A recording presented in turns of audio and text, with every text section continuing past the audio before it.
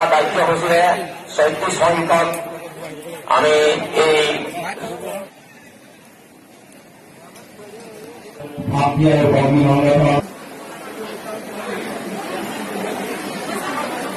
আমি একজন অত্যন্ত সৈনিক হিচাপে নীতি অনুসৰি আৰু দলৰ কেন্দ্ৰীয়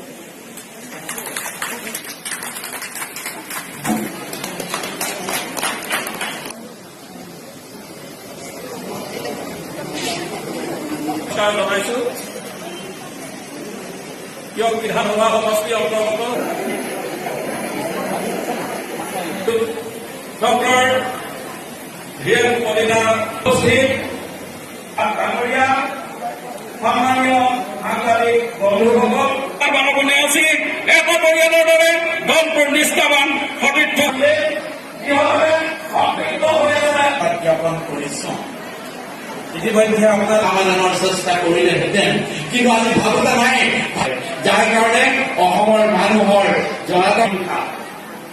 এই ৩,৫৬,০০,০০০ অসম গণ পৰিষদৰ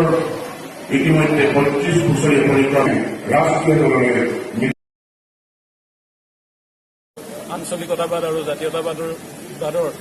যি ধ্বজা এই ধ্বজাখন আমি কিদৰে উৰুৱাব লাগিব বা আঞ্চলিকতাবাদ আৰু জাতীয়তাবাদক আমি অসমৰ মজিয়াত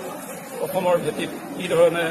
সুৰক্ষিত কৰি ৰাখিব লাগিব তাৰ বাবে আমি অসম গণ পৰিষদ দলে কৰণীয় কি কি কাম আছে এই সম্পৰ্কত আজি সভাৰ জৰিয়তে আমাক বিশদভাৱে তেখেতসকলে বিভিন্ন পৰামৰ্শ আগবঢ়াইছে আমি তেখেতসকলৰ প্ৰত্যেকটো পৰামৰ্শ আমি হৃদয়ংগম কৰিছোঁ আমি আন্তৰিকতাৰে গ্ৰহণ কৰিছোঁ আগন্তুক দিনত তেখেতসকলৰ পৰামৰ্শৰ ভিত্তিত আমি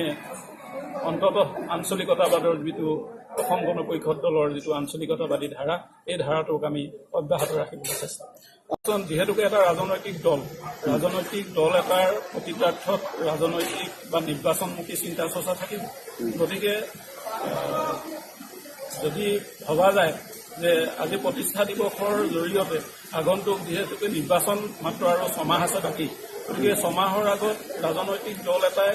কিছু কথা ফুটাই নকলেও নিৰ্বাচনী লক্ষ্যৰে কিছু কাম কৰি যায় আৰু আমিও অসম গণ পৰিষদৰ ইয়াৰ ব্যতিক্ৰম নহয় আমিও নিৰ্বাচনী লক্ষ্যৰে কামবিলাক কৰি গৈ আছো নিশ্চিতভাৱে থাকিব অসম গণ পৰিষদ দলৰ লগত ভাৰতীয় জনতা পাৰ্টীৰ মিত্ৰতা মানে এৰা ধৰাৰ মাজেৰে কৰিব লাগিব এই কথাটো আমি চবেই বুজি পাওঁ যোৱা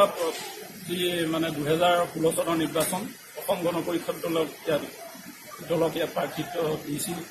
বৰ্তমানৰ বিধায়িকা ৰেণু কুমাৰ ৰাজখোৱা ডাঙৰীয়ানীক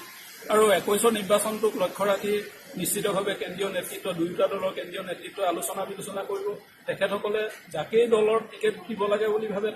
তাকে টিকেট দিব আৰু আমাৰ দায়িত্ব হ'ল আমি দলৰ সৈনিক আমাক কেন্দ্ৰীয় নেতৃত্বই যি ধৰণে আমাক নিৰ্দেশ দিয়ে আমি তাকেই পালন কৰিবলৈ প্ৰস্তুত আমাক যদি কয় যিটো পথে আমি যাবলৈ কয় যি ধৰণে আমাক প্ৰাৰ্থীসকলক সহায় কৰিবলৈ কয় আমি কেন্দ্ৰীয় নেতৃত্বৰ নিৰ্দেশ মানি ল'বলৈ প্ৰস্তুত